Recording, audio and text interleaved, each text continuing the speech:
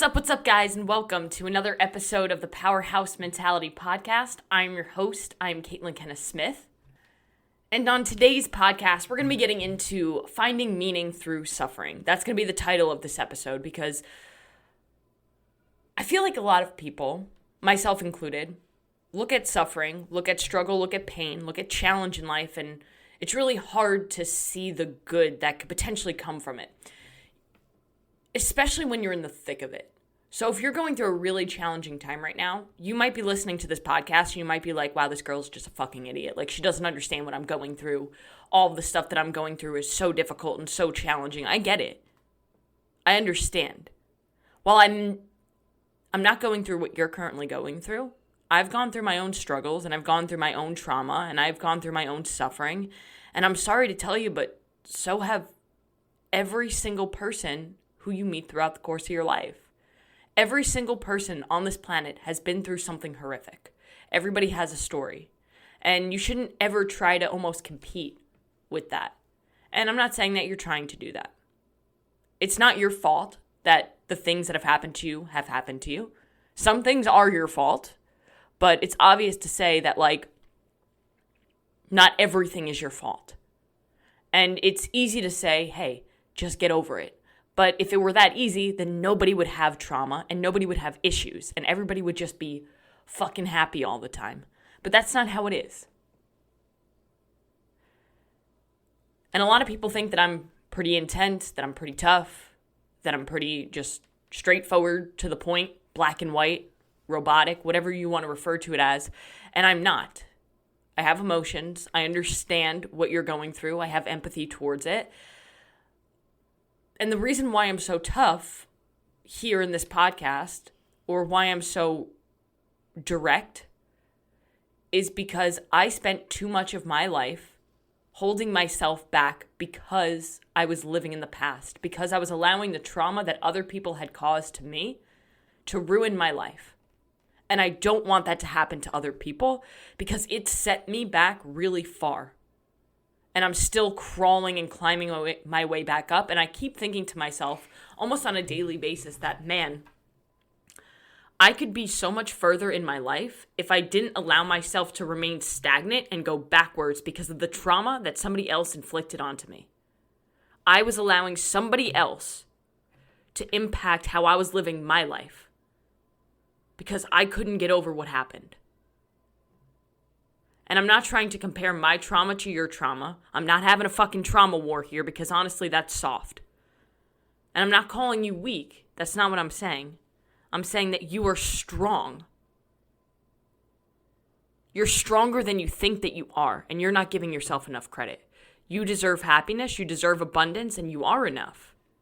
So what you need to understand is that if you're going through a challenging time, or if you're recovering from going through a challenging time, and you're trying to recover from the trauma of your past, me saying this stuff to you, you need to find meaning in the suffering and things of that nature. That's not saying that you're weak. That's saying that you're strong and that I know that you can overcome this. And with strength, you will be able to bounce back. Is it going to take time? Absolutely. But like we spoke about on last week's podcast when I had Jennifer Whitman on, the inner work is just as important, if not more important than the external work. But the inner work is the work that most people don't take the time to do because it's fucking painful. Now, there are 3 keys here to building a meaningful life.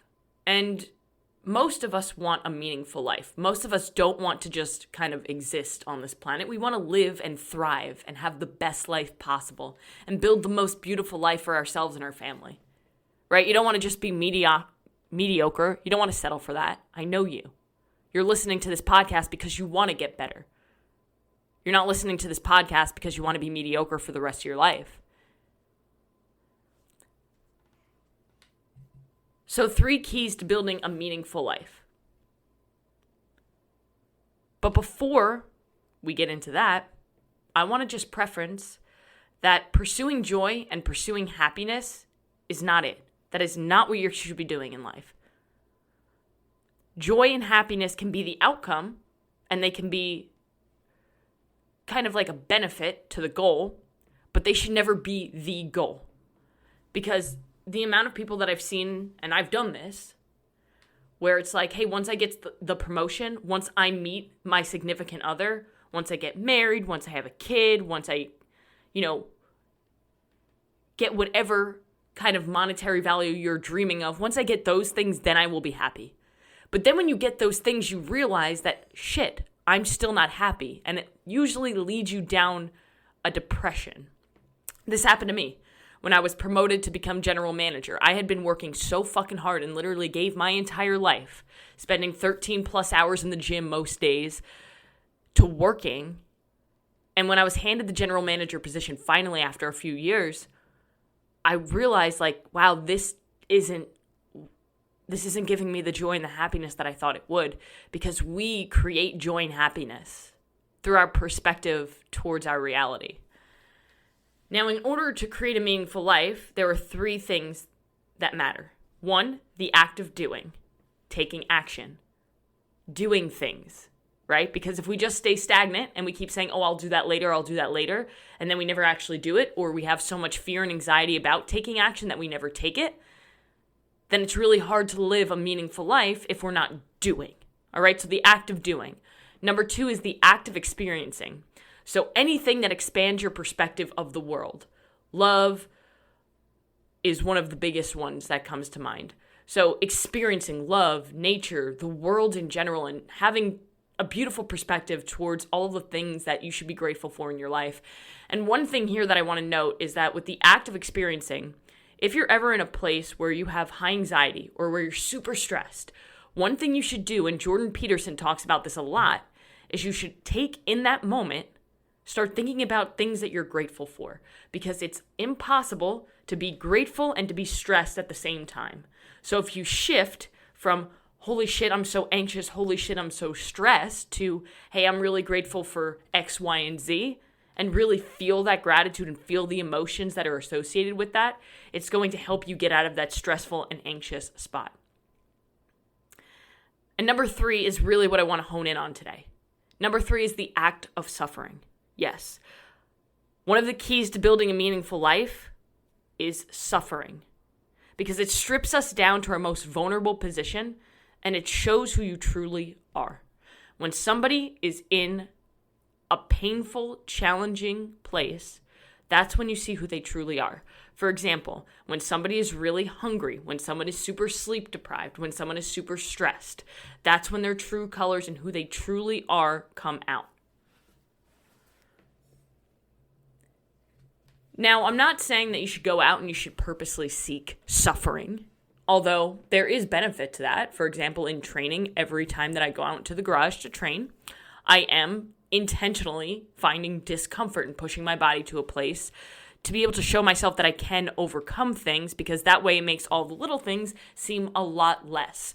So the point here is that every single person on this planet at one point in their life, probably multiple times in their life, will find themselves in a place of suffering. So we will all find ourselves there. And when it happens, we need to find meaning that can be extracted from that suffering, because we don't want that suffering to just be a waste. All right, and adversity is one of our greatest teachers. And again, a lot of people could be listening to this right now saying that I'm a fucking idiot, because adversity and suffering, why would I want to find good or meaning that comes from it? It's a lesson. It's our greatest teacher. Pain, suffering, challenge.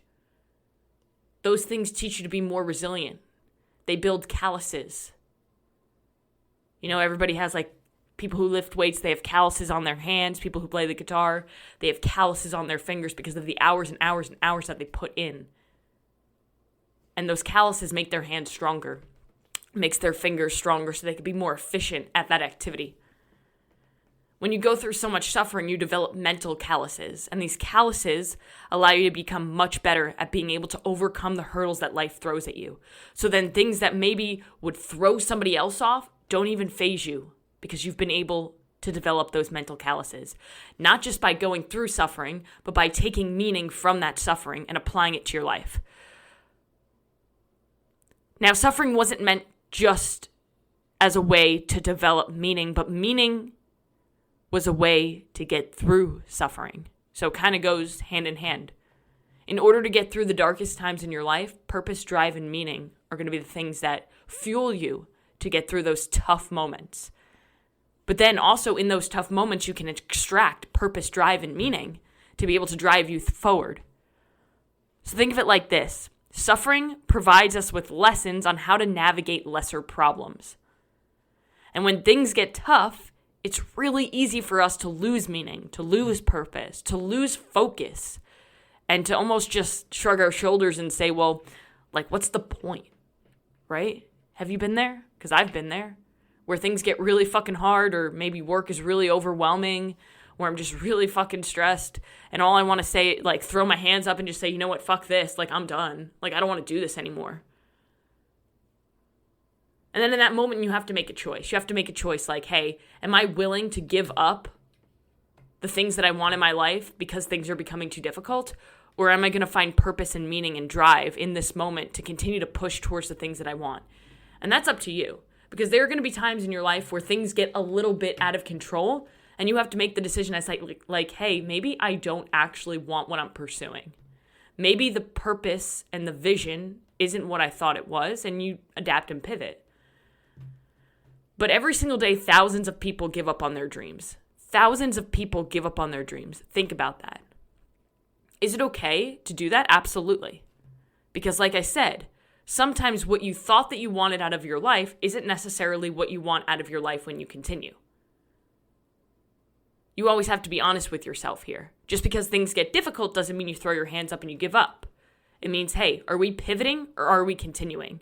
And your purpose and your drive are going to determine how far you're willing to push that limit.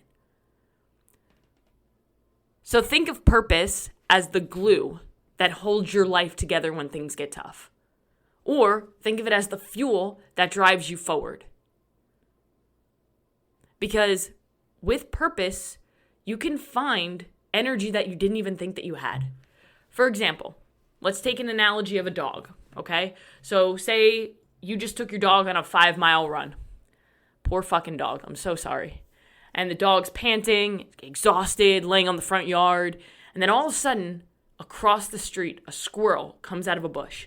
And that dog sees the squirrel, and all of a sudden, it jumps up and it goes full speed to that squirrel. Because it found purpose and drive. That squirrel was the purpose and the drive. Right? You thought that dog was exhausted and that had nothing left to give. But then when purpose came into the picture, that dog found the energy to continue forward. And found the glue to put them back together. This happens a lot with me in training. There are some training sessions, some really tough pieces that I do where it's like, oh my gosh, I don't know if I can continue. Like, my body is at its limit. But I have such a powerful drive and purpose for what I want out of my life and why I'm doing those things and getting uncomfortable in those positions, that purpose and drive helps me to continue. So drive and purpose determines how close to empty you can push yourself both physically and mentally. Because we never truly reach zero. Our body is an adaptation machine, and our body wants to keep us alive. That's its number one priority. So our body has protective mechanisms to prevent us from getting to absolute catastrophe or zero, right? We will pass out before we die, okay? So the sensation of effort and fatigue is almost like a warning signal, like, hey, we're getting to zero. We're not there, but we're getting there. For example, think of it like when your gas tank starts to go to empty. The light comes on, it's like 25 miles left, 10 miles left, 5 miles left, and that light comes on, and it's kind of like that warning signal. That's kind of exactly what the sensation of effort and fatigue are, and pain and discomfort.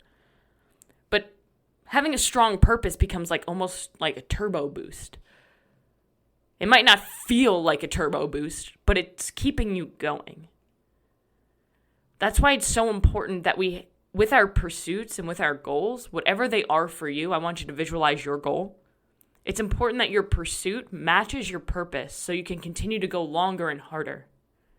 Because there's so much research out there that purpose is linked to improved performance in the classroom, in the workplace, and in athletics. This applies to all areas of your life, even your family and home life. When you have purpose, if you're doing it for your family, you're more likely to work those long hours when it's the last thing that you want to do. The key to a free mind truly is seeing purpose in life. And I mean unconditional purpose. Because if it was conditional, that means that, when emotions get high and you're tired and you're stressed, that purpose isn't real anymore. But you have to find unconditional meaning in that purpose. Not just in the big things, but also in the small things too. Because how you do one thing is how you do everything. And the last thing I want to leave you guys with is that finding meaning in your circumstances and finding meaning in your purpose, and finding meaning in your suffering is going to guide you and is the key to overcoming adversity and building your best life. So understand that no matter what you go through in your life, there is always going to be suffering. There's always going to be pain and challenge. That's inevitable. It's just part of the journey of life. Is it fair? No, it's not fair. It fucking sucks. But it's up to you to heal and grow and move on from those things that have been hurting you. I know it's not easy. I know it's going to be one of the most challenging things that you've ever done in your life. But I promise you that you're strong enough to do this. So find your purpose, find meaning in the suffering, and go out and do one thing that's going to take you one step closer to where you want to be.